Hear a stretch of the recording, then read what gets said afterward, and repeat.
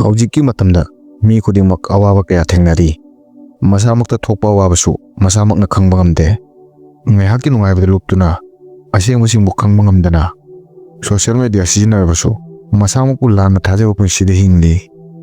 aina hainingi punamak hongdokpa yagani yamna aluba karisu leite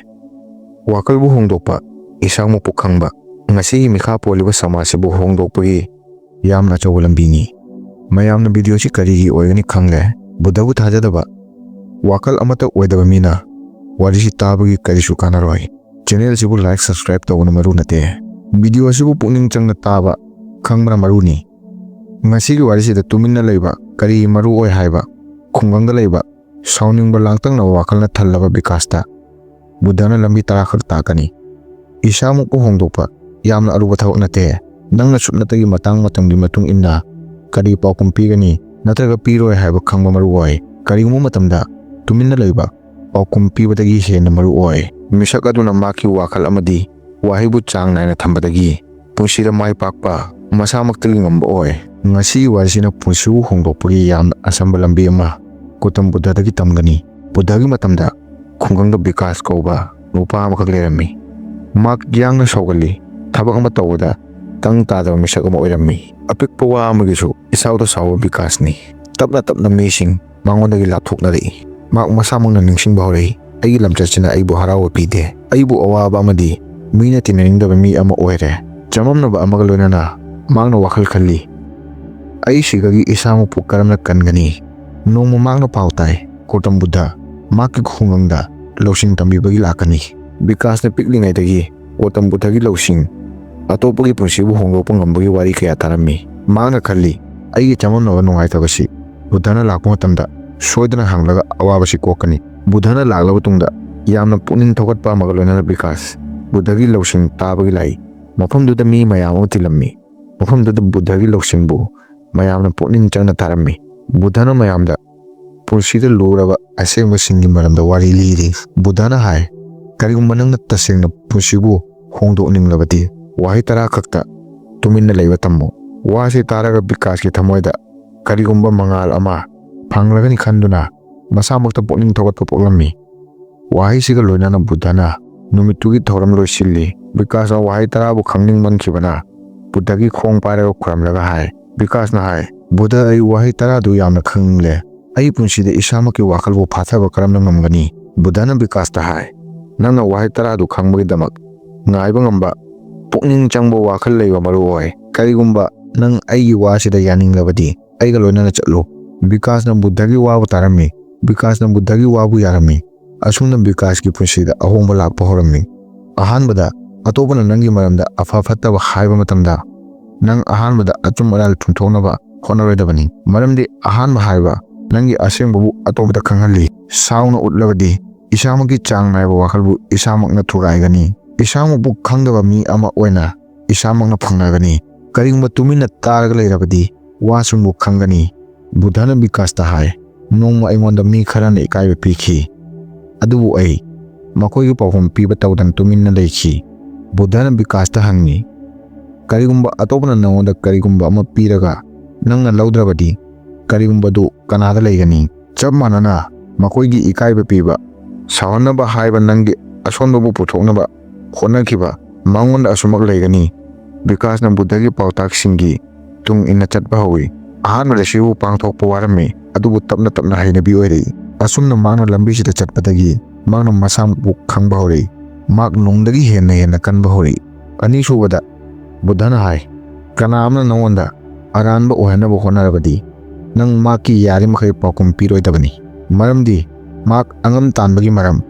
mak masamakta napal leibana oi tumin leibana nangi matang matam amadi lousing leina phirep lepada mateng oi buddhana bikasta tentokpa wari amali khungang amada gan kauba nupa amakak maki maboka leirami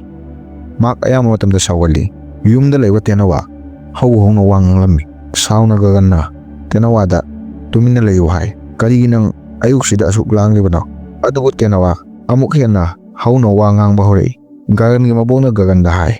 nangna tenawada lauraga tenawa tuminna leikhigada gagan tuminna lei mabona hai sauba laubana kaidangda achumba phirep ama purak ngamde ꯑꯗꯨꯕꯨ ꯀꯔꯤꯒꯨꯝꯕ ꯅꯪꯅ ꯇꯨꯃꯤꯟꯅ ꯂꯩꯔꯕꯗꯤ ꯋꯥꯐꯝ ꯑꯗꯨꯒꯤ ꯆꯞ ꯆꯥꯕ ꯋꯥꯔꯦꯞ ꯑꯃ ꯂꯦꯞꯄ ꯉꯝꯃꯤ꯫ ꯒꯒꯟꯅ ꯃꯕꯣꯛꯀꯤ ꯋꯥꯕꯨ ꯊꯥꯖꯩ꯫ ꯃꯊꯪꯗ ꯇꯦꯅꯋꯥꯅ ꯂꯥꯎꯔꯛꯄ ꯃꯇꯝꯗ ꯒꯒꯟ ꯊꯧꯁꯥꯔꯝꯗꯦ꯫ ꯉꯥꯏꯍꯥꯛ ꯃꯇꯨꯡꯗ ꯇꯦꯅꯋꯥꯁꯨ ꯏꯪꯊꯈꯤ꯫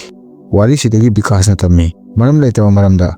ꯋꯥ ꯉꯥꯡꯕꯒꯤ ꯃꯍꯨꯠꯇ ꯇꯨꯃꯤꯟ ꯂꯩꯕꯅ ꯄꯨꯟꯁꯤ ꯆꯥꯎꯈꯠꯂꯤ꯫ ꯑꯍꯨꯝꯁꯨꯕꯗ, ꯀꯅꯥ ꯑꯃꯅ ꯁꯥꯎꯔꯕꯗꯤ ꯅꯪ ꯇꯨꯃꯤꯟꯅ ꯂꯩꯌꯨ, ꯃꯔꯝꯗꯤ ꯃꯩꯗ ꯘꯤ ꯍꯥꯞꯆꯤꯜꯂꯕꯗꯤ ꯑꯃꯨꯛ ꯍꯦꯟꯅ ꯃꯩ ꯆꯥꯛꯄ ꯍꯦꯟꯒꯠꯂꯛꯀꯅꯤ꯫ ꯃꯇꯥꯡꯗꯨꯗ ꯅꯪꯅ ꯇꯨꯃꯤꯟꯅ ꯂꯩꯔꯕꯗꯤ ꯃꯍꯥꯛꯀꯤ ꯑꯁꯥꯎꯕ ꯃꯁꯥꯅ ꯐꯥꯊꯈꯤꯒꯅꯤ꯫ ꯕꯨꯙꯅ ꯇꯦꯟꯇꯛꯄ ꯋꯥꯔꯤ ꯑꯃ ꯕꯤꯀꯥꯁꯇ ꯂꯤ꯫ ꯅꯣꯡꯃ ꯅꯤꯡꯊꯧꯅ ꯁꯥꯎꯕꯗꯒꯤ ꯃꯟꯇ꯭ꯔꯤꯕꯨ ꯁꯤꯕꯒꯤ ꯆꯩꯔꯥꯛ ꯄꯤꯈꯤ, ꯑꯗꯨꯕꯨ ꯃꯟꯇ꯭ꯔꯤ ꯀꯔꯤꯁꯨ ꯍꯥꯏꯈꯤꯗꯦ꯫ ꯃꯊꯪꯒꯤ ꯅꯨꯃꯤꯠꯇ ꯅꯤꯡꯊꯧꯅ ꯃꯍꯥꯛꯀꯤ ꯋꯥꯔꯦꯞꯇ ꯅꯤꯡꯉꯝꯗꯗꯨꯅ ꯃꯟꯇ꯭ꯔꯤꯕꯨ ꯉꯥꯛꯄꯤꯈꯤ꯫ ꯕꯨꯙꯅ ꯍꯥꯏ ꯀꯔꯤꯒꯨꯝꯕ ꯃꯇꯥꯡꯗꯨꯗ ꯃꯟꯇ꯭ꯔꯤꯅ ꯁꯥꯎꯅ ꯄꯥꯎꯈꯨꯝ ꯄꯤꯔꯝꯂꯕꯗꯤ ꯃꯍꯥꯛꯀꯤ ꯃꯊꯧꯋꯥꯏ ꯃꯥꯡꯂꯝꯒꯅꯤ꯫ ꯕꯤꯀꯥꯁꯅ ꯋꯥꯔꯤꯁꯤꯗꯒꯤ ꯇꯝꯈꯤ ꯇꯨꯃꯤꯟꯅ ꯂꯩꯕ ꯑꯇꯣꯞꯄꯒꯤ ꯑꯁꯥꯎꯕꯕꯨ ꯈꯥꯝꯕꯇ ꯅꯠꯇꯅ ꯃꯔꯛ ꯃꯔꯛꯇ ꯄꯨꯟꯁꯤꯕꯨ ꯀꯟꯕꯁꯨ ꯉꯝꯃꯤ꯫ ꯃꯔꯤꯁꯨꯕꯗ, ꯕꯤꯀꯥꯁꯀꯤ ꯋꯥꯈꯜꯗ ꯀꯔꯤꯒꯨꯝꯕ ꯊꯧꯗꯣꯛ ꯑꯃꯅ ꯃꯔꯝ ꯑꯣꯏꯔꯒ ꯌꯥꯝꯅ ꯅꯨꯡꯉꯥꯏꯇꯕ ꯐꯥꯎꯔꯝꯃꯤ꯫ ꯃꯍꯥꯛꯅ ꯕꯨꯙꯗ ꯍꯥꯏ ꯕꯨꯙ, ꯑꯩꯒꯤ ꯅꯨꯡꯉꯥꯏꯇꯕ ꯈꯥꯡꯕ ꯉꯝꯗꯕ ꯑꯣꯏ, ꯊꯃꯣꯏꯗ ꯀꯔꯤꯒꯨꯝꯕ ꯑꯆꯧꯕ ꯄꯣꯠꯂꯨꯝ ꯑꯃꯒꯨꯝ ꯐꯥꯎꯏ꯫ ꯕꯨꯙꯅ ꯅꯨꯡꯁꯤꯅ ꯕꯤꯀꯥꯁꯇ ꯍꯥꯏ ꯕꯤꯀꯥꯁ, ꯅꯪ ꯀꯔꯤꯒꯨꯝꯕ ꯋꯥꯈꯜꯗ ꯅꯨꯡꯉꯥꯏꯇꯕ ꯄꯣꯛꯂꯕꯗꯤ ꯋꯥꯈꯜꯕꯨ ꯐꯥꯊꯧ, ꯇꯨꯃꯤꯟꯅ ꯂꯩꯕꯕꯨ ꯅꯪꯒꯤ ꯃꯔꯨꯞ ꯑꯣꯏꯅ ꯇꯤꯟꯅꯧ꯫ ꯅꯨꯡꯉꯥꯏꯇꯕ ꯋꯥꯈꯜ ꯅꯪꯒꯤ ꯌꯦꯛꯅꯕ ꯅꯠꯇꯦ꯫ ꯋꯥꯈꯜꯗ ꯀꯔꯤꯒꯨꯝꯕ ꯊꯧꯗꯣꯛ ꯑꯃꯅ ꯅꯨꯡꯉꯥꯏꯇꯕ ꯄꯣꯛꯍꯟꯕ ꯅꯪꯕꯨ ꯄꯨꯟꯁꯤ ꯆꯨꯞꯄꯒꯤ ꯀꯥꯎꯕ ꯉꯝꯂꯣꯏꯗꯕ ꯄꯔꯥ ꯇꯥꯛꯄꯒꯤ ꯁꯛꯇꯤ ꯌꯥꯎꯔꯤ꯫ ꯕꯨꯙꯅ ꯃꯈꯥ ꯇꯥꯅ ꯍꯥꯏ ꯑꯋꯥꯕ ꯄꯨꯟꯁꯤꯒꯤ ꯆꯥꯡꯌꯦꯡꯅꯤ, ꯀꯥꯏꯔꯕ ꯇꯨꯡꯗ ꯑꯃꯨꯛ ꯑꯅꯧꯕ ꯂꯝꯕꯤꯗ ꯄꯨꯔꯛꯄ ꯉꯝꯃꯤ꯫ ꯅꯪꯅ ꯇꯨꯃꯤꯟ ꯂꯩꯕꯗꯒꯤ ꯅꯪꯒꯤ ꯑꯀꯤꯕ, ꯂꯥꯟꯅ ꯊꯥꯖꯕ, ꯃꯌꯦꯛ ꯁꯦꯡꯗꯕ ꯋꯥꯈꯜꯕꯨ ꯃꯌꯦꯛ ꯁꯦꯡꯅ ꯎꯕ ꯉꯝꯂꯛꯏ꯫ ꯃꯇꯥꯡꯁꯤꯗ ꯈꯪꯕ ꯉꯝꯂꯛꯏ ꯅꯨꯡꯉꯥꯏꯇꯕ ꯄꯨꯟꯁꯤꯗ ꯂꯥꯛꯄ ꯏꯁꯥꯃꯛꯄꯨ ꯆꯥꯎꯈꯠꯄꯒꯤ ꯊꯣꯡꯅꯤ꯫ ꯕꯨꯙꯒꯤ ꯋꯥꯍꯩꯅ ꯕꯤꯀꯥꯁꯀꯤ ꯆꯃꯝꯅꯕ ꯋꯥꯈꯜꯕꯨ ꯃꯤꯀꯞ ꯊꯣꯛꯍꯜꯂꯤ꯫ ꯅꯨꯡꯉꯥꯏꯇꯕꯗꯒꯤ ꯆꯦꯟꯒꯗꯕ ꯅꯠꯇꯦ, ꯃꯍꯥꯛꯄꯨ ꯅꯛꯁꯤꯟꯅ ꯌꯦꯡꯒꯗꯕꯅꯤ꯫ ꯕꯤꯀꯥꯁ ꯇꯨꯃꯤꯟꯅ ꯂꯩ, ꯑꯗꯨꯒ ꯃꯍꯥꯛꯀꯤ ꯐꯥꯎꯔꯛꯄ ꯋꯥꯈꯜꯕꯨ ꯇꯞꯅ ꯇꯞꯅ ꯈꯪꯕ ꯍꯧꯏ꯫ ꯍꯩꯅꯕꯤꯁꯤꯅ ꯃꯍꯥꯛꯀꯤ ꯅꯨꯡꯉꯥꯏꯇꯕ ꯋꯥꯈꯜꯕꯨ ꯃꯦꯟꯁꯤꯟꯕꯒꯤ ꯁꯤꯗ ꯍꯤꯗꯥꯛ ꯑꯣꯏꯈꯤ꯫ ꯂꯣꯏꯔꯛꯄꯗ ꯃꯍꯥꯛꯅ ꯈꯪꯈꯤ ꯅꯨꯡꯉꯥꯏꯇꯕꯗ ꯇꯨꯃꯤꯟꯅ ꯂꯩꯕ ꯑꯁꯣꯟꯕ ꯑꯃ ꯅꯠꯇꯦ, ꯃꯁꯥꯃꯛꯄꯨ ꯍꯟꯖꯤꯟꯅ ꯐꯪꯕꯒꯤ ꯂꯝꯕꯤꯅꯤ꯫ ꯃꯉꯥꯁꯨꯕꯗ, ꯑꯇꯣꯞꯄꯅ ꯅꯪꯕꯨ ꯈꯪꯅ ꯈꯪꯅ ꯇꯧꯒꯦ ꯌꯥꯎꯅ ꯁꯥꯎꯍꯜꯂꯕꯗꯤ ꯇꯨꯃꯤꯟꯅ ꯂꯩꯕ ꯄꯨꯝꯅꯃꯛꯇꯒꯤ ꯑꯆꯧꯕ ꯃꯍꯥꯛꯄꯨ ꯇꯨꯃꯤꯟꯅ ꯂꯩꯍꯟꯕꯒꯤ ꯄꯥꯎꯈꯨꯝꯅꯤ꯫ ꯁꯤ ꯑꯁꯣꯟꯕ ꯑꯃꯒꯤ ꯈꯨꯗꯝ ꯅꯠꯇꯦ, ꯁꯤ ꯅꯪꯒꯤ ꯑꯈꯥꯡ ꯀꯟꯕ ꯑꯃꯗꯤ ꯅꯪꯒꯤ ꯄꯥꯡꯒꯜ ꯀꯌꯥꯝ ꯀꯜꯂꯤ ꯍꯥꯏꯕꯒꯤ ꯈꯨꯗꯝꯅꯤ꯫ ꯕꯨꯙꯅ ꯁꯝꯂꯞꯄ ꯋꯥꯔꯤ ꯑꯃ ꯕꯤꯀꯥꯁꯇ ꯂꯤ꯫ ꯃꯇꯝ ꯑꯃꯗ ꯑꯄꯤꯛꯄ ꯈꯨꯡꯒꯪ ꯑꯃꯗ ꯕꯨꯙ ꯂꯩꯔꯝꯃꯤ꯫ ꯈꯨꯡꯒꯪꯒꯤ ꯃꯤꯁꯤꯡ ꯃꯤꯍꯧ ꯀꯔꯥꯝꯕ ꯑꯃꯗꯤ ꯐꯠꯇꯕ ꯋꯥꯈꯜ ꯈꯟꯕ ꯃꯤꯁꯤꯡ ꯑꯣꯏꯔꯝꯃꯤ꯫ ꯑꯌꯥꯝꯕ ꯃꯇꯝꯗ ꯕꯨꯙꯕꯨ ꯈꯨꯡꯒꯪꯒꯤ ꯃꯤꯅ ꯂꯛꯅꯕ ꯑꯃꯗꯤ ꯑꯋꯥꯕ ꯄꯤꯔꯝꯃꯤ, ꯑꯗꯨꯕꯨ ꯕꯨꯙꯅ ꯀꯩꯗꯧꯅꯨꯡꯗ ꯍꯟꯅ ꯄꯥꯎꯈꯨꯝ ꯄꯤꯈꯤꯗꯦ꯫ ꯕꯨꯙꯅ ꯑꯀꯟꯕ ꯋꯥꯍꯩ ꯀꯩꯗꯧꯅꯨꯡꯗ ꯍꯥꯏꯈꯤꯗꯦ꯫ ꯃꯍꯥꯛ ꯇꯨꯃꯤꯟꯅ ꯂꯩꯔꯝꯃꯤ, ꯃꯍꯥꯛꯀꯤ ꯑꯃꯠꯇ ꯑꯣꯏꯕ ꯋꯥꯈꯜ ꯑꯃꯗꯤ ꯅꯨꯡꯇꯤꯒꯤ ꯃꯍꯥꯛꯀꯤ ꯇꯧꯒꯗꯕ ꯊꯕꯛꯁꯤꯡꯗ ꯄꯨꯛꯅꯤꯡ ꯆꯪꯅ ꯇꯧꯔꯝꯃꯤ꯫ ꯇꯞꯅ ꯇꯞꯅ ꯈꯨꯡꯒꯪꯒꯤ ꯃꯤꯁꯤꯡ ꯕꯨꯙꯗ ꯅꯣꯛꯅꯕ ꯀꯔꯤꯁꯨ ꯀꯥꯟꯅꯕ ꯐꯪꯂꯝꯗꯦ꯫ ꯃꯈꯣꯏꯒꯤ ꯐꯠꯇꯕ ꯋꯥꯍꯩ ꯕꯨꯙꯗ ꯍꯥꯏꯕ ꯃꯈꯣꯏꯒꯤ ꯋꯥꯍꯩꯒꯤ ꯄꯥꯡꯒꯜ ꯁꯣꯟꯊꯔꯝꯃꯤ꯫ ꯃꯈꯣꯏꯒꯤ ꯋꯥꯈꯜ ꯍꯣꯡꯗꯣꯛꯄ ꯍꯧꯔꯛꯏ꯫ ꯃꯈꯣꯏꯅ ꯊꯥꯖꯔꯛꯏ ꯑꯩꯈꯣꯏꯒꯤ ꯐꯠꯇꯕ ꯋꯥꯍꯩꯅ ꯕꯨꯙꯒꯤ ꯏꯪ ꯆꯤꯛꯄ ꯋꯥꯈꯜꯕꯨ ꯊꯨꯒꯥꯏꯕꯒꯤ ꯄꯥꯡꯒꯜ ꯂꯩꯇꯦ꯫ ꯕꯨꯙꯅ ꯕꯤꯀꯥꯁꯇ ꯍꯥꯏ ꯅꯪꯅ ꯑꯇꯣꯞꯄꯅ ꯐꯠꯇꯕ ꯋꯥꯍꯩ ꯁꯥꯎꯔꯒ ꯋꯥ ꯍꯥꯏꯔꯛꯄꯗ ꯅꯪꯁꯨ ꯁꯥꯎꯅ ꯐꯠꯇꯕ ꯋꯥꯍꯩꯅ ꯋꯥ ꯍꯜꯂꯕꯗꯤ ꯅꯈꯣꯏ ꯑꯅꯤꯒꯤ ꯃꯔꯛꯇ ꯈꯠꯅꯍꯟꯕꯒꯤ ꯂꯝꯕꯤꯕꯨ ꯆꯥꯎꯈꯠꯍꯜꯂꯤ꯫ ꯑꯗꯨꯕꯨ ꯇꯨꯃꯤꯟ ꯂꯩꯕꯅ ꯃꯄꯥꯟꯗ ꯐꯥꯎꯔꯤꯕ ꯋꯥꯈꯜꯕꯨ ꯋꯥꯊꯍꯜꯂꯤ꯫ ꯅꯪꯅ ꯀꯔꯤꯒꯨꯝꯕ ꯑꯃ ꯇꯧꯗ꯭ꯔꯤꯉꯩꯗ ꯋꯥꯈꯜꯕꯨ ꯆꯥꯡ ナꯏꯅ ꯊꯝꯕ ꯉꯝꯕꯅ ꯅꯪꯒꯤ ꯑꯀꯟꯕ ꯋꯥꯈꯜꯕꯨ ꯀꯌꯥꯝ ꯀꯜꯂꯤ ꯍꯥꯏꯕꯒꯤ ꯆꯥꯡ ꯈꯪꯉꯤ꯫ ꯕꯤꯀꯥꯁꯅ ꯅꯤꯡꯁꯤꯡꯉꯤ ꯇꯨꯃꯤꯟꯅ ꯂꯩꯕ ꯑꯁꯣꯟꯕ ꯑꯃꯒꯤ ꯈꯨꯗꯝ ꯅꯠꯇꯦ, ꯃꯍꯥꯛ ꯋꯥꯈꯜꯕꯨ ꯃꯇꯤꯛ ꯆꯥꯕ ꯂꯧꯁꯤꯡ ꯂꯩ ꯍꯥꯏꯕꯒꯤ ꯈꯨꯗꯝꯅꯤ꯫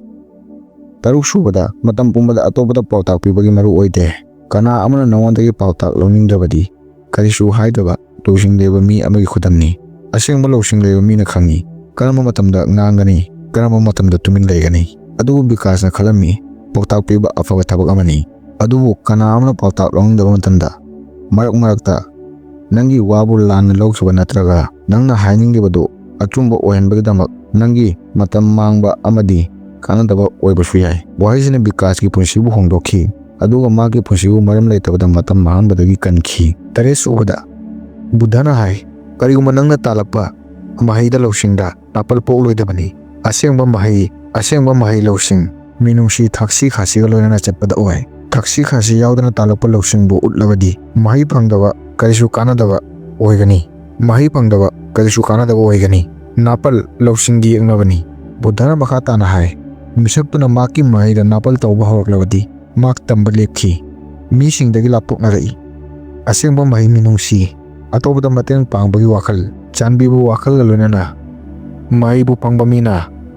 ꯑꯁꯦꯡꯕ ꯂꯧꯁꯤꯡ ꯈꯪꯕ ꯉꯝꯃꯤ꯫ ꯀꯔꯤꯒꯨꯝꯕ ꯃꯍꯩꯅ ꯅꯥꯄꯜꯕꯨ ꯊꯥꯗꯣꯛꯂꯕꯗꯤ ꯅꯤꯡꯇꯝꯕ ꯂꯧꯁꯤꯡꯅ ꯃꯉꯥꯜ ꯑꯣꯏꯅ ꯑꯇꯣꯞꯄ ꯂꯝꯕꯤ ꯇꯥꯛꯏ꯫ ꯃꯔꯝꯁꯤꯅ ꯕꯨද්ධꯅ ꯍꯥꯏ, ꯅꯪꯅ ꯅꯁꯥꯕꯨ ꯄꯨꯝꯅꯃꯛꯇꯒꯤ ꯑꯍꯦꯟꯕꯅꯤ ꯈꯟꯒꯅꯨ꯫ ꯃꯇꯝ ꯄꯨꯝꯕꯗ ꯇꯝꯕ ꯂꯦꯞꯀꯅꯨ꯫ ꯅꯪꯒꯤ ꯂꯧꯁꯤꯡꯕꯨ ꯑꯇꯣꯞꯄꯗ ꯃꯇꯦꯡ ꯄꯥꯡꯕꯒꯤ ꯈꯨꯠꯂꯥꯏ ꯑꯣꯏꯍꯜꯂꯨ꯫ 7ꯁꯨꯕꯗ, ꯂꯥꯟꯅ ꯊꯥꯖꯕ ꯋꯥꯈꯜ ꯈꯟꯕ ꯃꯤꯅ ꯑꯁꯦꯡꯕꯕꯨ ꯇꯥꯕ ꯃꯍꯥꯛꯀꯤ ꯑꯣꯏꯅ ꯄꯣꯠꯂꯨꯝ ꯑꯣꯏꯅ ꯊꯣꯛꯏ꯫ ꯑꯆꯨꯝꯕꯕꯨ ꯈꯪꯕ ꯉꯝꯕ ꯃꯤꯗ ꯑꯆꯨꯝꯕ ꯇꯥꯍꯟꯕꯅ ꯑꯆꯨꯝꯕꯗꯨꯒꯤ ꯃꯃꯜ ꯌꯥꯝꯍꯜꯂꯤ꯫ ꯑꯍꯥꯟꯕꯗ ꯃꯍꯥꯛꯅ ꯑꯁꯦꯡꯕꯕꯨ ꯇꯥꯅꯤꯡꯕ ꯃꯊꯧ ꯇꯥꯒꯅꯤ, ꯅꯠꯇ꯭ꯔꯕꯗꯤ ꯑꯔꯦꯝꯕꯗ ꯅꯪꯒꯤ ꯄꯥꯡꯒꯜ ꯃꯇꯝ ꯃꯥꯡꯒꯅꯤ꯫ ꯍꯧꯖꯤꯛꯀꯤ ꯃꯇꯝꯗ ꯃꯤ ꯈꯨꯗꯤꯡꯃꯛ ꯑꯋꯥꯕ ꯀꯌꯥ ꯊꯦꯡꯅꯔꯤ꯫ ꯃꯁꯥꯃꯛꯇ ꯊꯣꯛꯄ ꯑꯋꯥꯕꯁꯨ ꯃꯁꯥꯃꯛꯅ ꯈꯪꯕ ꯉꯝꯗꯦ꯫ ꯅꯤꯁꯥ ꯆꯥꯗꯨꯅ, ꯉꯥꯏꯍꯥꯛꯀꯤ ꯅꯨꯡꯉꯥꯏꯕ ꯄꯨꯟꯁꯤꯗ ꯂꯨꯞꯇꯨꯅ, ꯑꯁꯦꯡꯕꯕꯨ ꯈꯪꯕ ꯉꯝꯗꯅ ꯁꯣꯁꯤꯌꯦꯜ ꯃꯤꯗꯤꯌꯥ ꯁꯤꯖꯤꯟꯅꯔꯕꯁꯨ ꯉꯥꯏꯍꯥꯛꯇꯪ ꯅꯨꯡꯉꯥꯏꯕ ꯄꯣꯛꯍꯟꯕ ꯅꯠꯇ꯭ꯔꯒ ꯉꯥꯏꯍꯥꯛꯇ ꯍꯔꯥꯎꯍꯟꯕ ꯚꯤꯗꯤꯑꯣ ꯐꯣꯇꯣ ꯌꯦꯡꯂꯒ ꯃꯁꯥꯃꯛꯄꯨ ꯂꯥꯟꯅ ꯊꯥꯖꯕ ꯄꯨꯟꯁꯤꯗ ꯍꯤꯡꯂꯤ꯫ ꯕꯨද්ධꯅ ꯕꯤꯀꯥꯁꯇ ꯇꯦꯟꯇꯛꯄ ꯋꯥꯔꯤ ꯑꯃ ꯂꯤ꯫ ꯅꯤꯡꯊꯧ ꯑꯃ ꯅꯥꯄꯜ ꯑꯃꯗꯤ ꯐꯠꯇꯕ ꯋꯥꯈꯜꯗ ꯂꯨꯞꯇꯨꯅ ꯍꯤꯡꯂꯝꯃꯤ꯫ ꯃꯍꯥꯛꯀꯤ ꯌꯦꯛꯅꯕ ꯂꯦꯞꯇꯅ ꯑꯀꯟꯕ ꯑꯣꯏꯔꯛꯂꯝꯃꯤ꯫ ꯑꯗꯨꯕꯨ ꯃꯟꯇ꯭ꯔꯤꯅ ꯅꯤꯡꯊꯧꯗ ꯑꯁꯦꯡꯕ ꯋꯥ ꯍꯥꯏꯕ ꯇꯥꯔꯝꯗꯦ꯫ ꯅꯤꯡꯊꯧ ꯅꯨꯡꯉꯥꯏꯕ ꯄꯨꯟꯁꯤꯗ ꯑꯍꯥꯎꯕ ꯆꯥꯕ, ꯏꯊꯛ ꯏꯔꯥꯡ ꯅꯤꯁꯥꯗ ꯂꯨꯞꯇꯨꯅ ꯂꯩꯔꯝꯃꯤ꯫ ꯅꯣꯡꯃ ꯃꯍꯥꯛꯀꯤ ꯃꯟꯇ꯭ꯔꯤꯅ ꯍꯥꯏ, ꯃꯍꯥꯔꯥꯖ, ꯅꯪꯒꯤ ꯂꯥꯟꯃꯤꯕꯨ ꯀꯜꯍꯜꯂꯨ, ꯅꯠꯇ꯭ꯔꯕꯗꯤ ꯌꯦꯛꯅꯕꯅ ꯁꯣꯏꯗꯅ ꯅꯪꯕꯨ ꯃꯥꯏꯊꯤꯕ ꯄꯤꯔꯒꯅꯤ꯫ ꯑꯗꯨꯕꯨ ꯃꯟꯇ꯭ꯔꯤꯒꯤ ꯋꯥ ꯅꯤꯡꯊꯧꯅ ꯇꯥꯕꯒꯤ ꯃꯍꯨꯠꯇ ꯅꯥꯄꯜꯗ ꯃꯟꯇ꯭ꯔꯤꯕꯨ ꯀꯩꯁꯨꯝ ꯁꯪꯗ ꯊꯝꯃꯤ꯫ ꯃꯇꯝ ꯈꯔ ꯃꯇꯨꯡ ꯌꯦꯛꯅꯕꯅ ꯂꯥꯟꯗꯥꯔꯛꯇꯨꯅ ꯃꯍꯥꯛꯀꯤ ꯂꯩꯖꯕ ꯂꯟ ꯊꯨꯝ ꯀꯌꯥ ꯄꯨꯗꯨꯅ ꯆꯠꯈꯤ꯫ ꯆꯥꯎꯅ ꯃꯥꯡꯖꯕ ꯅꯪꯈꯤ꯫ ꯅꯤꯡꯊꯧꯅ ꯃꯟꯇ꯭ꯔꯤꯗ ꯂꯥꯜꯂꯦ ꯍꯥꯏꯖꯩ꯫ ꯃꯟꯇ꯭ꯔꯤꯒꯤ ꯋꯥꯁꯤꯡꯕꯨ ꯇꯥꯔꯝꯃꯤ꯫ ꯕꯨද්ධꯅ ꯕꯤꯀꯥꯁꯇ ꯍꯥꯏ, ꯃꯤ ꯑꯃꯅ ꯅꯥꯄꯜ ꯑꯃꯗꯤ ꯂꯥꯟꯅ ꯊꯥꯖꯕꯗ ꯂꯨꯞꯇꯨꯅ ꯂꯩꯔꯕꯗꯤ ꯑꯁꯦꯡꯕ ꯃꯍꯥꯛꯅ ꯇꯥꯕ ꯉꯝꯗꯦ꯫ ꯃꯇꯥꯡꯁꯤꯗ ꯇꯨꯃꯤꯟꯅ ꯂꯩꯕ ꯄꯨꯝꯅꯃꯛꯇꯒꯤ ꯑꯆꯧꯕ ꯂꯧꯁꯤꯡꯅꯤ꯫ ꯁꯤ ꯑꯂꯥꯟꯕꯕꯨ ꯅꯝꯊꯕ ꯅꯠꯇꯦ, ꯃꯍꯥꯛꯀꯤ ꯆꯞ ꯆꯥꯕ ꯃꯇꯝ ꯉꯥꯏꯕꯅꯤ꯫ 7ꯁꯨꯕꯗ, ꯄꯨꯟꯁꯤꯗ ꯑꯋꯥꯕꯅ ꯈꯝ ꯊꯦꯡꯕ ꯃꯇꯝ ꯂꯥꯛꯏ꯫ ꯃꯇꯥꯡꯁꯤꯗ ꯕꯨද්ධꯅ ꯍꯥꯏ, ꯁꯤꯒꯨꯝꯕ ꯃꯇꯝꯗ ꯇꯨꯃꯤꯟꯅ ꯂꯩꯕ ꯋꯥꯈꯜꯕꯨ ꯏꯪꯊꯍꯟꯕꯇ ꯅꯠꯇꯅ ꯅꯪꯒꯤ ꯄꯨꯝꯅꯃꯛꯇꯒꯤ ꯑꯆꯧꯕ ꯄꯥꯡꯒꯜ ꯑꯣꯏ꯫ ꯃꯇꯥꯡꯁꯤꯗ ꯄꯨꯝꯅꯃꯛ ꯅꯪꯒꯤ ꯈꯨꯠꯇ ꯂꯩꯇꯕꯒꯨꯝ ꯈꯜꯂꯤ꯫ ꯕꯨද්ධꯅ ꯁꯝꯂꯞꯄ ꯋꯥꯔꯤ ꯑꯃ ꯂꯤ꯫ ꯂꯧꯃꯤ ꯑꯃ ꯇꯝꯊꯤꯔꯕ ꯏꯁꯤꯡ ꯏꯆꯥꯎꯅ ꯃꯍꯥꯛꯀꯤ ꯊꯥꯔꯤꯕ ꯐꯧ ꯄꯨꯝꯕ ꯃꯥꯡꯍꯜꯂꯝꯃꯤ꯫ ꯃꯍꯥꯛ ꯂꯧꯐꯝꯗ ꯂꯦꯞꯂꯒ ꯀꯞꯂꯝꯃꯤ꯫ ꯃꯍꯥꯛꯀꯤ ꯍꯣꯠꯅꯖꯃꯜ ꯑꯔꯦꯝꯕꯗ ꯃꯥꯡꯕꯕꯨ ꯎꯔꯝꯃꯤ꯫ ꯃꯍꯥꯛꯀꯤ ꯊꯃꯣꯏ ꯀꯥꯏꯔꯝꯃꯤ꯫ ꯋꯥꯈꯜ ꯅꯨꯡꯉꯥꯏꯇꯕꯁꯤꯡꯒ ꯂꯣꯏꯅꯅ ꯕꯨද්ධꯒꯤ ꯃꯅꯥꯛꯇ ꯂꯥꯛꯏ ꯑꯗꯨꯒ ꯕꯨද්ධꯗ ꯍꯥꯏ, ꯕꯨද්ධ, ꯑꯩꯒꯤ ꯂꯧ ꯄꯨꯝꯕ ꯏꯁꯤꯡ ꯏꯆꯥꯎꯅ ꯃꯥꯡꯍꯜꯂꯦ꯫ ꯑꯩ ꯍꯧꯖꯤꯛ ꯀꯔꯤ ꯇꯧꯒꯅꯤ? ꯑꯩ ꯈꯪꯕ ꯉꯝꯗ꯭ꯔꯦ꯫ ꯕꯨද්ධꯅ ꯍꯥꯏ, ꯅꯪꯅ ꯅꯣꯡ ꯑꯃꯗꯤ ꯏꯁꯤꯡ ꯏꯆꯥꯎꯅ ꯀꯔꯣꯝꯗ ꯆꯦꯟꯊꯔꯛꯀꯅꯤ ꯍꯥꯏꯕꯕꯨ ꯁꯦꯝꯗꯣꯛꯄ ꯉꯝꯗꯦ꯫ ꯑꯗꯨꯕꯨ ꯅꯪꯅ ꯅꯪꯒꯤ ꯋꯥꯈꯜ ꯈꯟꯕ ꯑꯃꯗꯤ ꯅꯪꯒꯤ ꯍꯣꯠꯅꯖꯃꯜꯒꯤ ꯃꯥꯏꯀꯩꯕꯨ ꯁꯣꯏꯗꯅ ꯍꯣꯡꯗꯣꯛꯄ ꯉꯝꯃꯤ꯫ ꯃꯇꯥꯡꯁꯤꯗ ꯁꯥꯎꯅꯤꯡꯕ ꯍꯦꯟꯒꯠꯍꯟꯒꯅꯤ꯫ ꯋꯥꯈꯜ ꯍꯦꯟꯖꯤꯟꯅ ꯈꯟꯕꯅ ꯅꯪꯒꯤ ꯑꯃꯠꯇ ꯑꯣꯏꯕ ꯋꯥꯈꯜꯕꯨ ꯅꯝꯊꯍꯟꯒꯅꯤ꯫ ꯑꯁꯨꯝꯅ ꯈꯟꯕꯅ ꯅꯪꯒꯤ ꯅꯨꯡꯉꯥꯏꯇꯕꯁꯤꯡꯕꯨ ꯀꯣꯛꯍꯜꯂꯣꯏ꯫ ꯃꯇꯥꯡꯁꯤꯗ ꯇꯨꯃꯤꯟꯅ ꯂꯩꯌꯨ, ꯉꯥꯏꯌꯨ ꯑꯃꯗꯤ ꯑꯇꯣꯞꯄ ꯂꯝꯕꯤ ꯊꯤꯌꯨ꯫ ꯂꯧꯃꯤꯅ ꯕꯨද්ධꯒꯤ ꯋꯥꯕꯨ ꯊꯥꯖꯔꯝꯃꯤ꯫ ꯃꯍꯥꯛ ꯀꯥꯏꯊꯈꯤꯗꯦ꯫ ꯇꯨꯃꯤꯟꯅ ꯂꯩꯗꯨꯅ ꯃꯍꯥꯛꯅ ꯃꯍꯥꯛꯀꯤ ꯑꯋꯥꯕꯁꯤꯡꯕꯨ ꯃꯇꯝꯕꯨ ꯇꯞꯅ ꯇꯞꯅ ꯑꯍꯣꯡꯕ ꯄꯨꯔꯛꯈꯤ꯫ ꯕꯨද්ධꯅ ꯕꯤꯀꯥꯁꯇ ꯍꯥꯏ, ꯂꯝꯕꯤꯗ ꯋꯥꯔꯛꯄ ꯑꯃꯗꯤ ꯅꯪꯒꯤ ꯈꯨꯠꯇꯒꯤ ꯅꯥꯟꯊꯣꯔꯛꯄ ꯃꯇꯝꯗ ꯅꯪ ꯋꯥꯈꯜꯕꯨ ꯇꯍꯥ ꯂꯩꯕꯗ ꯆꯥꯡ ꯅꯥꯏꯍꯟꯕ ꯇꯝꯃꯨ꯫ ꯉꯥꯏꯕ ꯑꯃꯗꯤ ꯏꯪ ꯇꯞꯄ ꯋꯥꯈꯜ ꯅꯪꯒꯤ ꯄꯨꯝꯅꯃꯛꯇꯒꯤ ꯑꯆꯧꯕ ꯄꯥꯡꯒꯜ ꯂꯧꯁꯤꯡꯅꯤ꯫ ꯋꯥꯈꯜ ꯑꯃꯠꯇ ꯑꯣꯏꯕꯒꯤ ꯍꯩꯅꯕꯤ ꯊꯝꯃꯨ꯫ ꯋꯥꯈꯜ ꯁꯣꯟꯊꯍꯟꯒꯅꯨ꯫ ꯂꯦꯞꯇꯅ ꯑꯍꯣꯡꯕ ꯑꯃ ꯑꯣꯏꯍꯟꯕꯒꯤ ꯃꯥꯏꯀꯩꯗ ꯊꯕꯛ ꯇꯧꯕ ꯂꯦꯞꯀꯅꯨ꯫ ꯕꯤꯀꯥꯁꯅ ꯈꯪꯉꯤ, ꯅꯤꯡꯁꯤꯡꯉꯤ, ꯑꯋꯥꯕ ꯃꯇꯝꯗ ꯇꯨꯃꯤꯟꯅ ꯂꯩꯕ ꯉꯝꯃꯔꯣꯏ ꯈꯟꯕ ꯅꯠꯇꯦ, ꯃꯍꯥꯛ ꯄꯥꯡꯒꯜ ꯂꯧꯁꯤꯡꯅꯤ꯫ 10ꯁꯨꯕꯗ, ꯏꯁꯥꯃꯛꯇ ꯆꯥꯎꯊꯣꯛꯆꯕ, ꯍꯔꯥꯎꯖꯕ, ꯏꯪ ꯆꯤꯛꯄꯅ ꯊꯜꯂꯕꯗꯤ ꯑꯇꯣꯞꯄ ꯀꯅꯥ ꯑꯃꯒꯤ ꯋꯥꯍꯩꯅ ꯍꯔꯥꯎꯍꯟꯕꯒꯤ ꯃꯔꯨ ꯑꯣꯏꯗꯦ꯫ ꯁꯤꯒꯨꯝꯕ ꯃꯇꯝꯗ